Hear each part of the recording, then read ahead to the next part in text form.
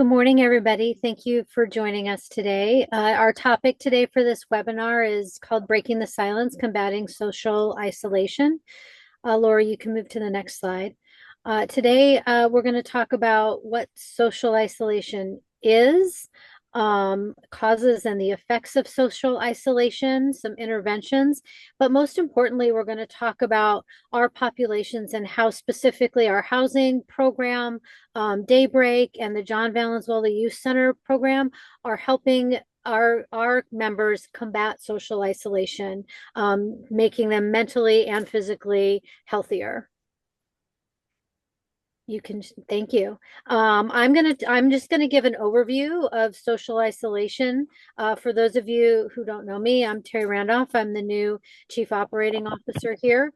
Prior to my work here at Catholic Community Services, right before I came here, I was actually working for a small startup tech services actually that was aimed at loneliness and social isolation. So this topic is very near and dear to me. Introduce Terrence, our executive director of housing, is going to be giving the housing overview. Mary, our agency director, is going to be giving our overview of Daybreak, and Alejandra, our program director, is going to be giving the overview of John Valenzuela Youth Center. Next slide.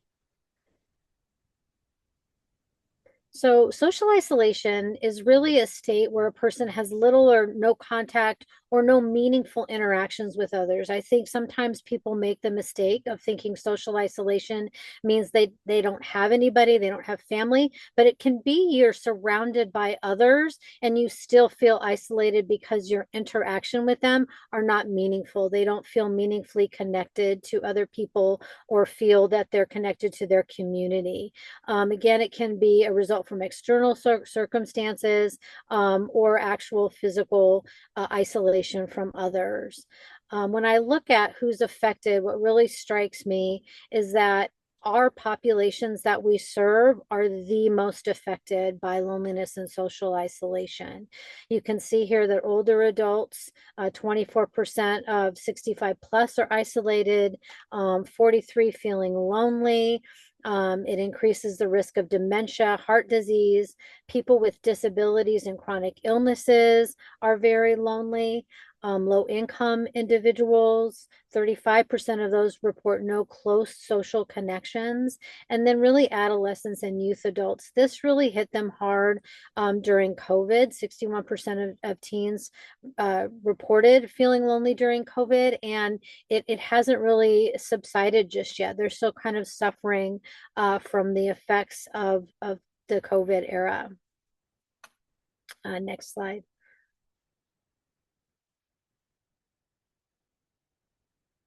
So this really shows some of the causes and effects. There can be multiple causes of feeling lonely and socially isolated. Mental health issues such as anxiety and depression, those typically make people turn inward and not even want to engage in social activities or with others. Low self-esteem, chronic illness. If you can't actually physically get out somewhere and you feel like people don't understand what you're going through, it tends to make people feel very isolated. Environmental factors. Again, another population we work heavily with are those in rural areas and they lack transportation. Again, a lot of time life transitions, even good transitions like getting a new job or moving to a new place that you're excited about, still you lose those connections with your community and can make you feel very isolated. Retirement even for our older adults.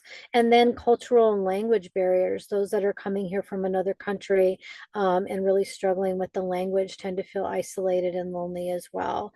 And then this technological factors we see a lot with our young adults as well. Increased online interactions, reducing that face-to-face contact makes people feel less connected. And then social media contributing those feelings of exclusion where you feel like other people are either succeeding when you're not or have other things that you wish that you had. These effects, and I think people think the effects are mental illness, but there are lots of physical effects that come along with feeling isolated and lonely as well. So again, you get the increased risk of depression and anxiety, higher stress levels, those cortisol levels spike up, and it really produces these increased feelings of isolation and anxiety. And it can really affect a cognitive decline in older adults. Again, the previous slide showed there's an increase in the likeliness of dementia for isolated older adults. There are lots of physical health effects from isolation, higher risk of heart disease and stroke, weakened immune system, and an increased risk of premature mortality. We see increases in diabetes. A lot of times, with what we see too with people who are socially isolated, is they don't engage in their health care because they're feeling so depressed by it. So they won't take their insulin. They won't go to the doctors. They refuse those physical health treatments that can help them be more healthy. And then, of course, there's the social and behavioral effects, difficulty maintaining relationships. It becomes kind of this downward spiral. So you're feeling isolated, and it makes your mood different, and then you have a hard time connecting, and so you just keep feeling more and more isolated. Again, decreased participation in community activities. You don't want to go out of your house. You don't want to connect with other people. And then also increased in substance use in some cases. Next slide. On the positive side of all this, there are some really effective interventions that can combat these things. And again, I've laid out some of them here. And I think most importantly, all of these interventions are deployed in our programs. So the psychological and community interventions, we do provide therapy. We have support groups, cognitive behavioral therapy that can disrupt those negative thought patterns, encouraging volunteer work to foster social connectiveness, strengthening community programs and outreach. Positive psychology, I'm sure you're all familiar with some forms of this. Gratitude journaling, engaging in random acts of kindness, building social skills through training and workshops, and mindfulness. What those positive psychology activities do is they really break up that negative thought pattern. It actually changes kind of the brain chemistry that you have, and it can really disrupt that negative thought pattern and immediately help you feel less depressed and then more like connecting with others. And then really engaging in social connections, encouraging open communication, checking in regularly with isolated individuals, creating inclusive environments, using social media mindfully, virtual communities online and support groups, and then some digital literacy programs for older adults. Really, we see physical health benefits, mental health improvements, strengthen social connections, better relationships, and even a longer lifespan. Next slide. So I'm going to move now to, we're going to talk to how we're using these interventions and how we're working with our individuals in our specific programs. And then the first one we're going to talk about is housing. I believe Terrence is on. I am. Good morning, everyone. I almost said good afternoon. I had to think about it for a second. Good morning, everyone. My name is Terrence Watkins. I am the Executive Director of Housing and Medical Respite Services for CCS.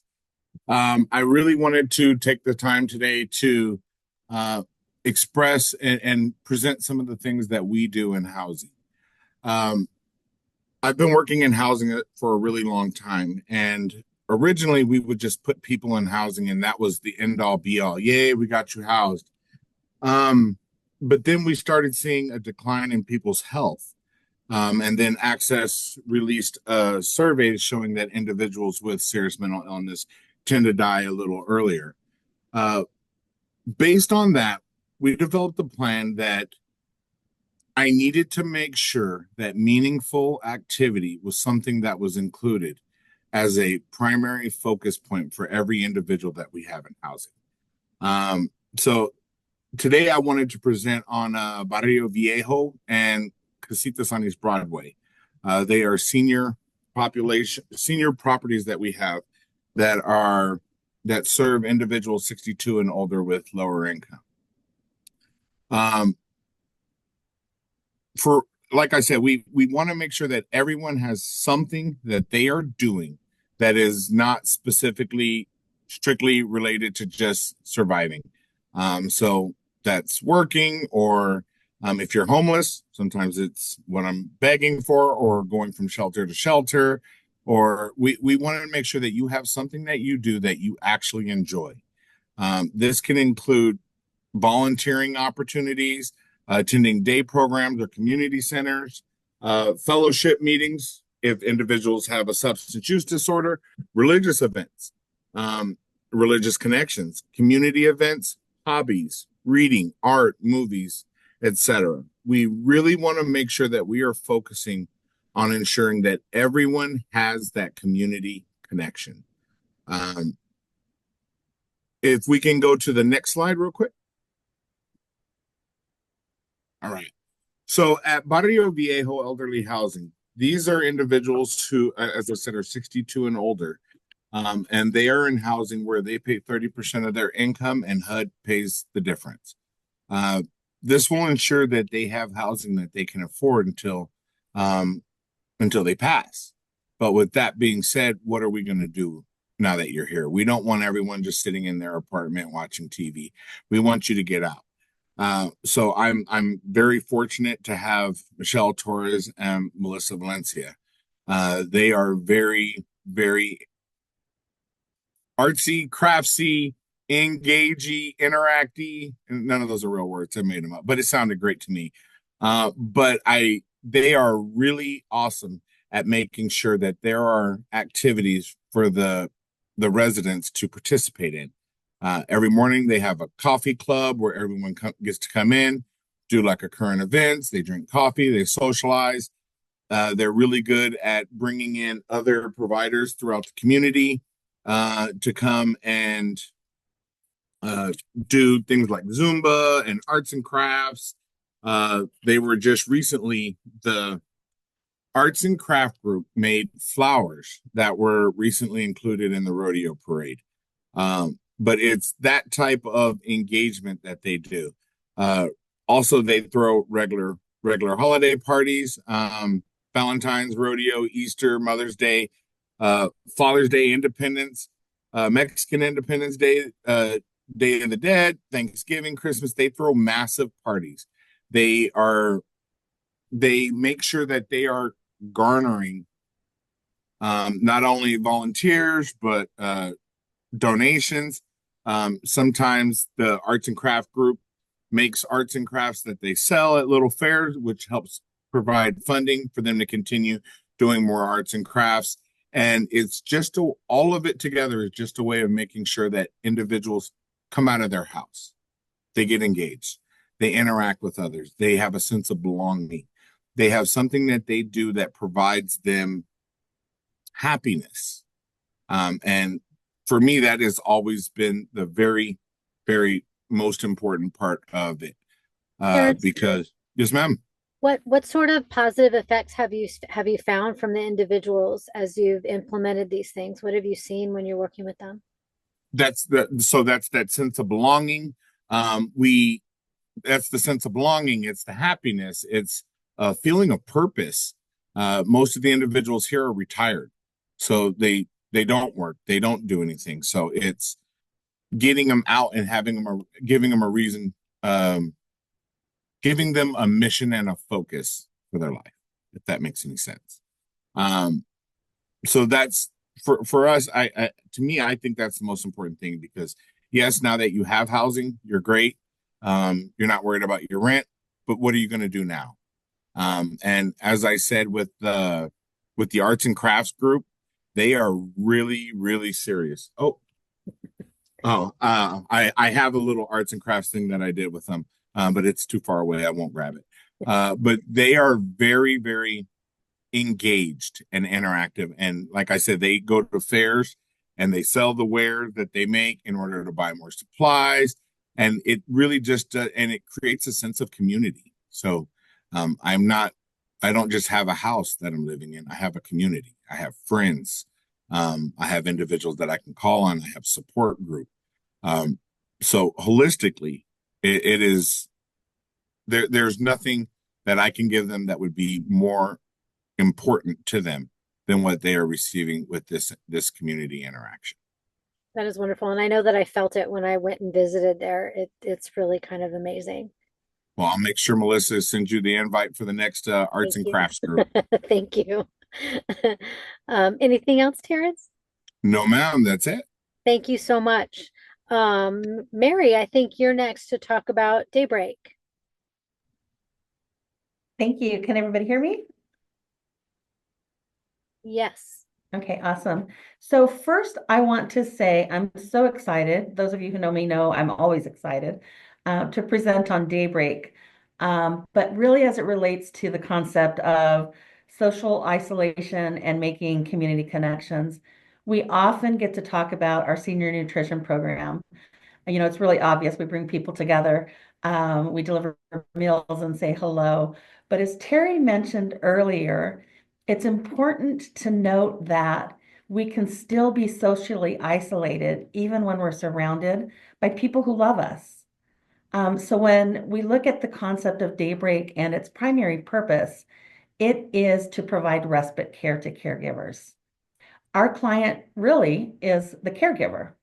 But the recipient of our direct care services and everything that we do is their loved one, that individual who's coming and getting enrolled and attending our Daybreak program. So what is Daybreak? Daybreak is the only state licensed adult day health care program in Yuma County. What makes us different from most day programs is that we are a medical model. We have a full-time RN on staff, and as such, we can provide services that somebody else or another program might not be able to. Specifically, as we get into like medication assistance, insulin, all of those kind of things that require a higher level of certification to provide those services. So we allow loved ones to remain in their home by offering this community-based respite care program. As I mentioned, our services include health monitoring, medication assistance, bathing assistance, nutrition services. Most important, what we're talking about today, opportunities for socialization, exercise, and more. I was looking at Terrence's slide and I wanted to tell Laura, just leave that slide up there. Because in reality, everything that he shared that they try to produce in the housing programs is what we try to emulate, and we do at Daybreak. The difference is the people that we're serving.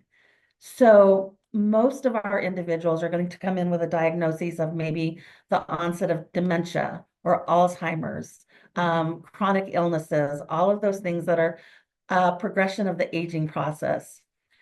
We are trying to prevent them from going into long-term care, assisted living facilities, rehab centers, all of that stuff. But if you think about their caregiver, they're often the forgotten patient.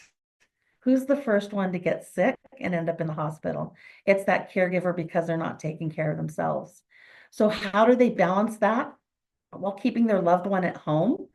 Sometimes that comes at the cost of going out in the community. It's difficult.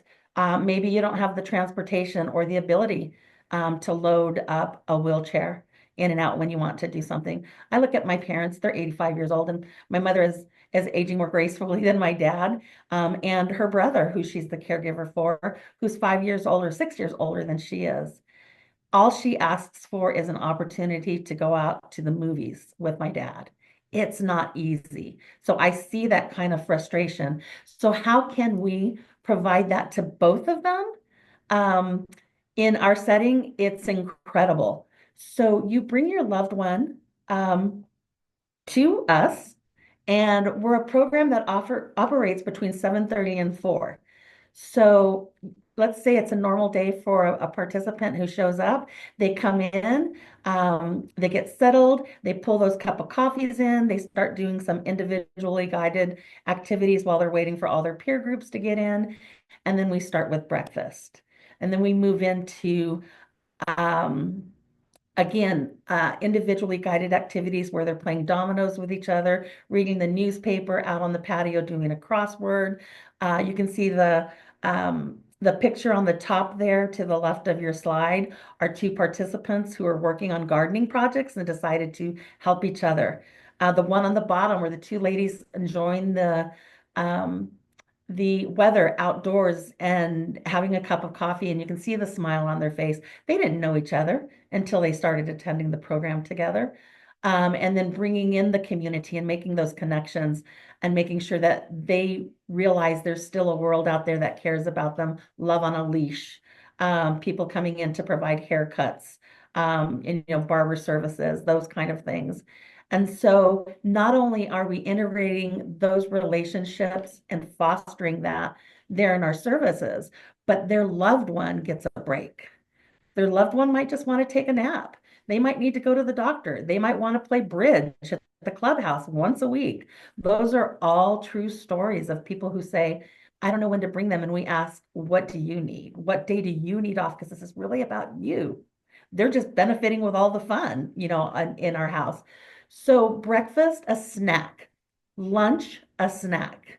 And then we get ready to go home. In between there, we have chair yoga, we have drums, we have music, we have movie days, we have choral choirs coming in to sing. If you really need a spark in your day, visit the Daybreak Facebook page. It's incredible and really demonstrates all of the cultural celebrations, the athletic celebrations, the competitions they have with each other. And these are individuals who even their spouse will say on our evaluations, how do we help with promoting socialization for your loved one? No, you don't really do a good job at that because, well, my husband has Alzheimer's. So he doesn't really know what's going on around them. And so trying to educate them, we want you to sit here just for a minute and watch what your spouse is getting. We don't guide them to the next stage. We say, come and coach them, and they come and sit down and enjoy. We eat together. What is the most social time in society is breaking bread and sharing a meal. So when I put my quote down there, when I chose my quote, it was, you don't stop laughing when you grow old. You grow old when you stop laughing. So I go back and circle back to Terry's initial comments. We age quicker. Research shows it. Social isolation and lack of community connections. Our diagnoses progress more rapidly. It adds to depression. And then that impacts the caregiver, that impacts the family because we see the decline and that's not what we want. But when our families pick up their loved one and they see them smiling, it's an incredible feeling. Just to share one snippet, and then I'll pass the baton. A couple of months ago, one of our hospice providers has started a program, and they come to Daybreak once a month, and they bring the Oculus headset for virtual reality. And so one of our participants, his last trip that he was able to take before he had a stroke was to Hong Kong. And so as he went into the VR room, he chose a trip to Hong Kong and was able to identify sites that he had actually seen and open the door to the building that he had actually walked in. And to see the smile on his face when that was occurring and the beauty in his voice as he was sharing those moments and telling his wife when she picked him up is incredible. And those are the things that we live for every day when we go there. And those are the impacts that we make above and beyond that I don't think people necessarily realize in a setting like that. That's wonderful. Thank you, Mary. What I love about this is it's kind of a twofer because what we know about caregivers too is they tend to feel very isolated when they are just feeling like they're just taking care of their loved one. And so it's really double the impact. Thank you. Absolutely. Next slide. Next, we're going to talk about, again, one of a very vulnerable population is our youth and adolescents. And Alejandra is going to talk about our JVYC program. Hi, everyone. Good morning. Can you all hear me? Yeah, okay. Thank you. Thank you for having me. I'm Alejandra Baltasar Carlat, and I'm the program director here at the John Valenzuela Youth Center. The center is located in the city of South Tucson, which is 1.2 square mile city. We are an after-school program that runs from Monday through Thursday for our team program, 4 to 7 p.m. And then our kinder to fifth graders were open Monday through Friday from 2:45 to 5:30. Since we are in this area in city of South Tucson, our kids, our teens are very exposed to underage drinking, to substance misuse, to homelessness.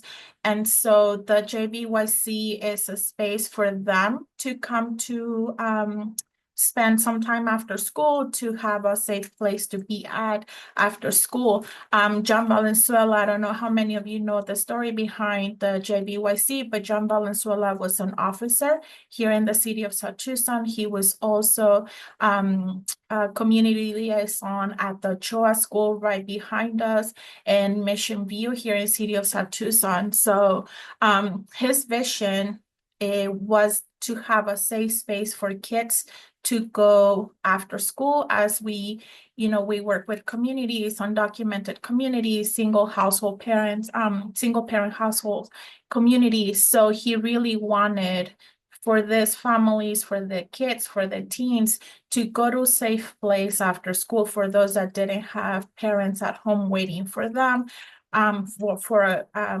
warm meal. So this is what the JVYC represents. We are based on 5 core services. We improve educational performances. That means that we are always helping our kids to move on to the next grade level. We work with them with their homework. We work with them on their website that they have, the school website called iReady. We help them catch up on their homework, or if they're behind on the work on the website, we also take the time here when they come after school. We also have life skills. Our teens, if you can see on these pictures, they recently started, not recently, but about the last 6 months, they really focus on having a podcast and having digital skills. One of our teens expressed that he really wants to become a director and work on scripts after he was exposed to digital skills and to be more involved in the podcast. These pictures just happened yesterday. We had Cake on 9 interviewing our teens and sharing more about their program and sharing more about what they're doing in their podcast and some of the topics that they really like to talk about more than, video games and social media. Our topic right now is mental health and how everything that's happening, with immigration, with the economy is really affecting our teens. And we have seen the change from last year to just this 2 months. So we also partner with different agencies in the community, the Pima Health Department, with PEP. They are part of a Be Free Pima coalition where they can talk about substance misuse and coping skills and how to manage their feelings and having that trusted adult. So this is more than just a space to have fun, but also for them to learn, one of our teams called the JBYC Home. And so this is what really the vision for John, this was his vision, to make sure that the teens feel at home and that they feel safe and secure to be here at the John Valenzuela. We also have family and community involvement. We've had parent presentations on different topics of concern from our parents. We also do recreational, sports, and health with all our little ones, and also our teens. They're not so much interested in dance, but they do some dancing. We do a lot of cultural and artistic activities, and we also do serving learning activities. We've done cleanups, and we've done different activities, not just with the staff at JBYC, but we partner a lot with different agencies. The JBYC is also part of the city, the South Tucson, the Healthy South Tucson community and coalition. So just recently, all of the committee members, we were able to reopen the Maquina Redondo Park here in City of South Tucson, which is located just right behind the McDonald's on 6 and 29. And so this is another area that was open for families to go and be outside, to not feel isolated, for families to come and join their kids and to spend a little bit time together outdoors. And so this park, I believe it was closed for about 10 years because it was misused. It was there was a lot of misuse of substances going on in there. And so working with City of South Tucson and with our Healthy South Tucson community, we were able to reopen it, and we've had field trips with our teens to take them over there. There's a playground, a basketball court. They had a Halloween event, and we also had Christmas holiday event there where everyone was welcome to join and to be able to use the park. So this John Valenzuela Youth Center serves the City of South Tucson and its surroundings. Like I mentioned, there is a highly rate of misuse of substances around the center. And so this is why it's so important to have the JVYC to be open for kids to come here and to be able to be at a safe place. Like I mentioned about our podcast, is in partnership with Ward One and Nico Garms. He has his own podcast himself, and so he really wanted to volunteer and wanted to work with teens. And so in partnership with him, he's been able to teach the teens different digital skills for them to feel more comfortable being on camera. And they did great yesterday in their interview. If you have a chance to watch the segment, it's on Cake on 9, and it was just aired last night at 10 p.m. And so they share more about what this means to them and what is changed his perspective of what they want to do when they grow up. Like I mentioned, they discuss different topics like mental health, healthy relationships, of course, video games and social media. And this is just a quote from one of our parents. She is a grandmother of two. Mom and dad are not present in the first and second grader kids that we have here at the center. And so when she found herself, widowed and having to take care of two grandkids, she was directed to the JVYC and what was so important for those kids to come to the JVYC. And so she shared that the staff at JVYC go above and beyond providing a safe, healthy environment for my grandchildren, helping them become successful, productive adults. They work hard every day to ensure a structure and make learning fun with activities like sports, computer, health, and dance. And that's basically what the JVYC stands for. And this is, for all the staff, for everyone to come to the JVYC.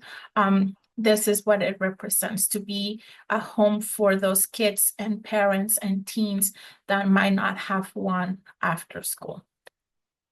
And that's all I have. I don't know if anyone has any questions. Thank you, everyone. Thank you so much. That is all we have for today. Are there any questions that we can answer? This is Patsy from St. Jugan Ministry. The one thing that I'd like to know, because people ask me, what is it that we could provide? I know we always need the finances, but in material goods, I noticed that there was a thing about birthday cards or materials maybe for the arts and crafts. Is there a list someplace that I can share this with other individuals?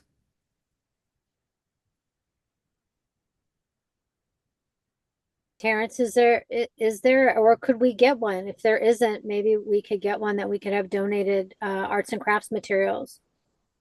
You can absolutely reach out to me, or you can contact Michelle Torres or Melissa Valencia, and we can absolutely make sure that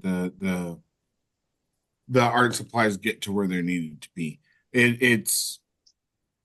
I feel weird continuing to gush on about how awesome the arts and craft group is. But it really does, when you walk in there and you just get to see all of the individuals, and they're having fun. They're making sock puppets. They're making flowers. They're making, oh, I do have one. This is my Thanksgiving thing. I don't know if you can see it. It's a little wood spoon with a hat on it, but everyone is just so involved in everything that they're doing. So yeah, we would absolutely love those donations for art supplies.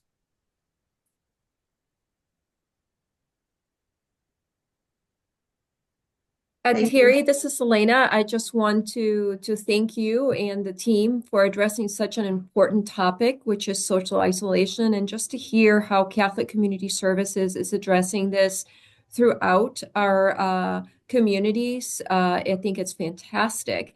And so with our mission in action and the work that Patsy does in our communities, what resources can we provide Patsy so that our parishes and communities can have access to more information about what they can do to prevent social isolation, or what activities they can bring to their own parishes, etc., that can help meet, fill that gap in their community?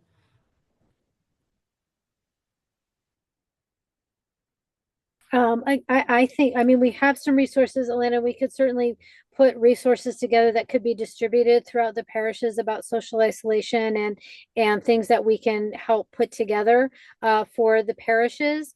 In addition, we are providing our outpatient services. We're developing groups and therapies, and so we can provide some information on how people can get a hold of us if they're needing some support as well.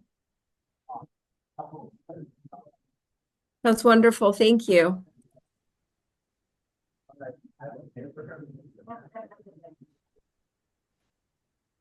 Any other questions?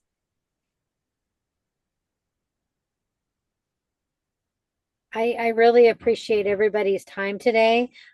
Please reach out. We will, I believe that this recording will be available. Please reach out to any of us if you have further questions or thoughts, and we will continue to develop our interventions for these really important populations. Sounds wonderful. Thank you very much. Thank you. Yeah, I just want to say thank you. Great work. Thank you very much. Thank you. Thank you. Have a Bye-bye. good day. Bye.